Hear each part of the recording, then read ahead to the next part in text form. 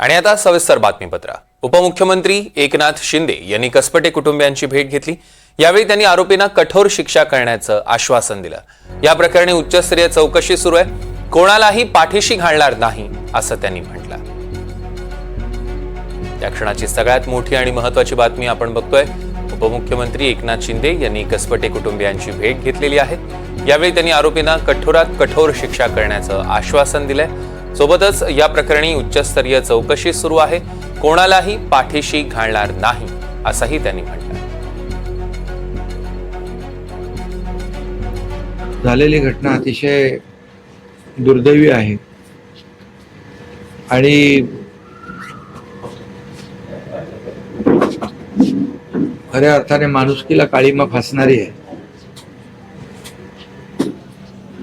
आता कसपटे परिवारांना भेटल्यानंतर त्यांनी त्यांच्या भावनाही व्यक्त केल्यात की त्यांच्या मुलीचा छळ होत होता आणि मारहाण होणं, पैशाची मागणी करणं, या सगळ्या गोष्टी ज्या होत होत्या सातत्याने। खरं म्हणजे आताच्या काळामध्ये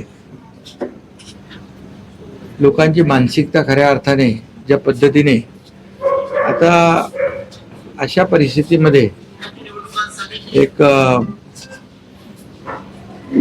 सून म्हणजे आपल्या मुलीप्रमाणेच असते। खरं म्हणजे प्रत्येकाला वाटतं की आपली मुलगी ज्या घरात जाईल तिकडे मुलीप्रमाणे तिला नांदवलं पाहिजे, तिला वागवलं पाहिजे। जसं आपण म्हणतो लाडकी बहीण लाडकी मुलगी, तशी एक लाडकी सून म्हणून देखील लोकांची मानसिकता या ठिकाणी बदलण्याचा आज खऱ्या अर्थाने एक मानसिकतेमध्ये बदल झाला पाहिजे, अशा प्रकारची परिस्थिती या घटनेने लोकांच्या समोर या ठिकाणी आणलेली आहे।